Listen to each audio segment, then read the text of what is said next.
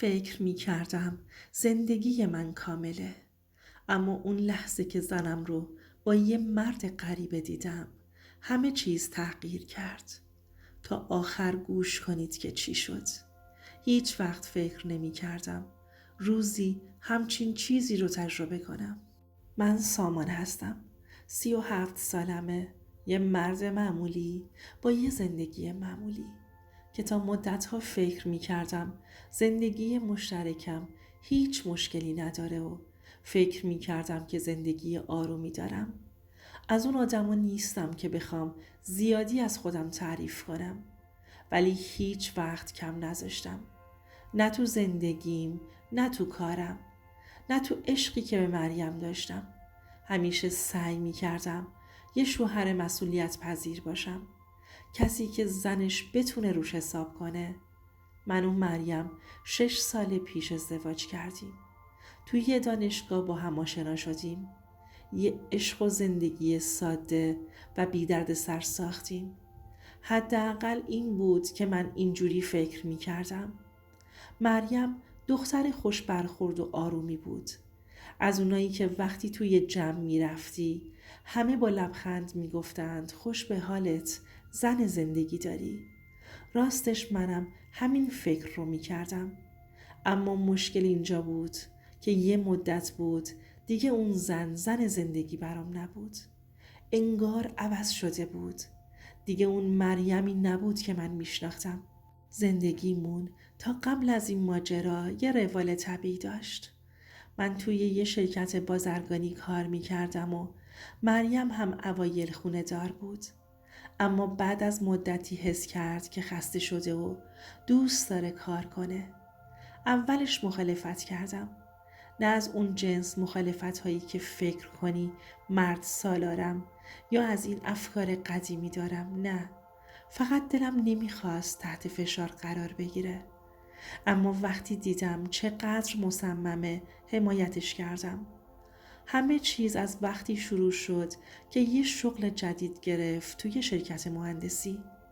نمیگم که کار کردن زن و بده اصلاً، ولی از همون هفته های اول حس کردم که داره فاصله میگیره. از وقتی رفت سر کار اوایل همه چی خوب بود.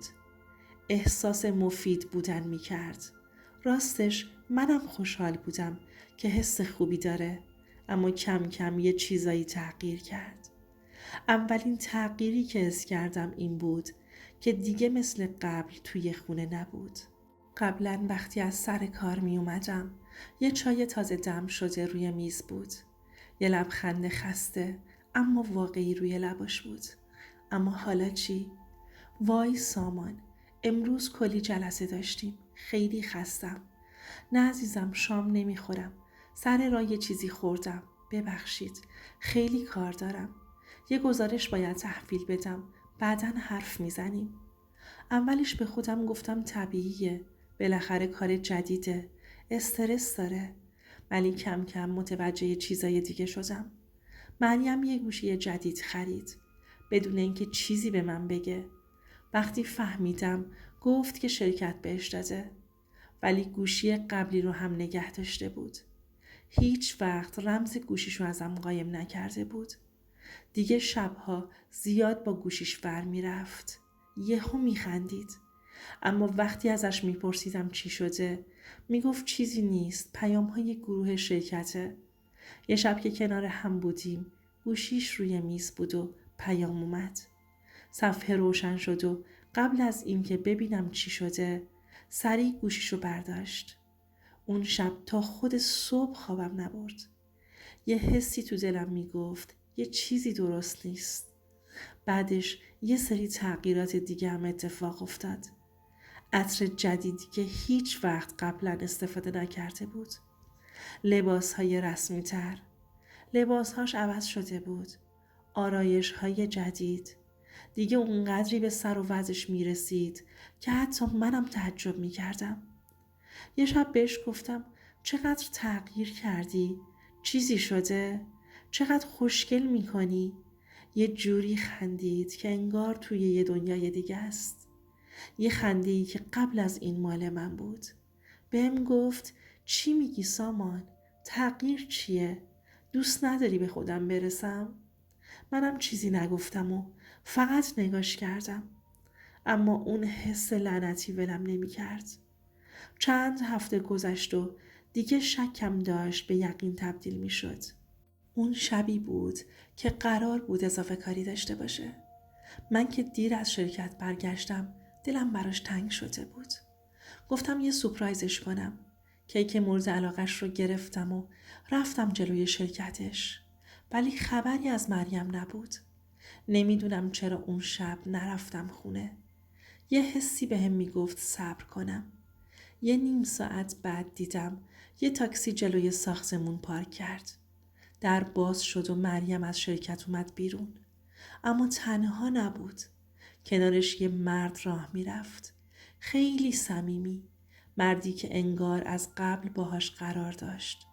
با هم حرف میزدن و میخندیدن و من فقط داشتم از دور نگاهشون میکردم. قلبم توی سینم میکوبید. دستام یخ کرده بود. ماشین جلوی یه آپارتمان ایستاد. هر دو رفتن داخل.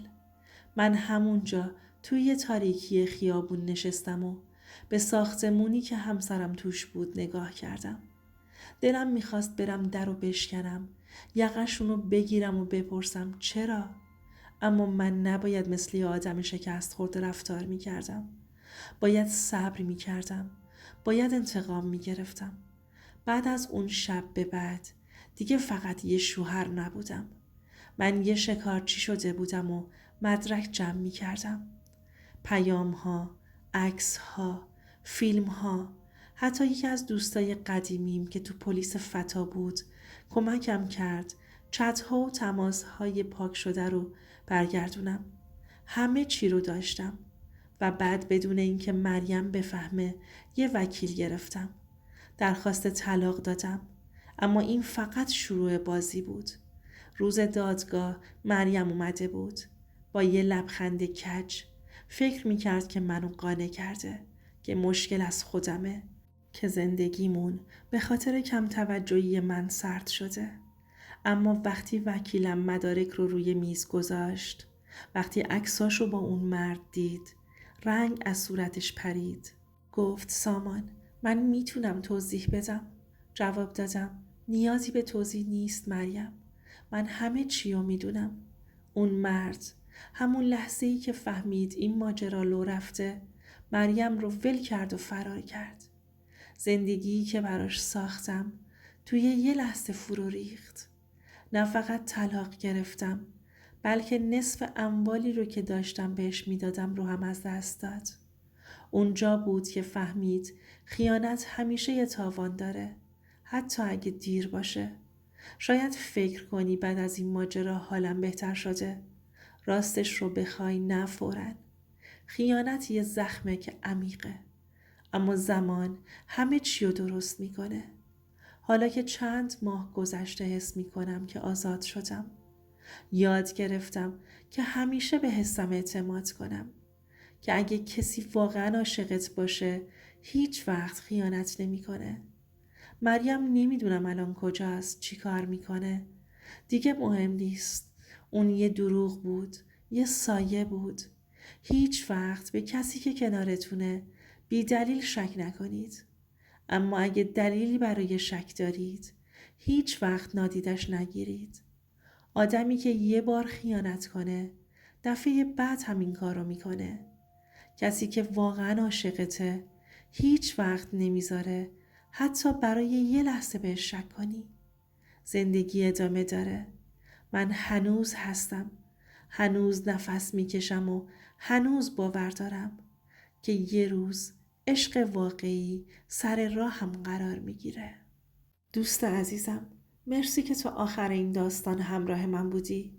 اگه تو جای سامان بودی چه تصمیمی میگرفتی؟ نظر خودت رو تو کامنت ها برام بنویس. و برای شنیدن بیشتر داستان‌های واقعی و صداهایی که هنوز شنیده نشدن لطفاً سابسکرایب کانالم یادت نره.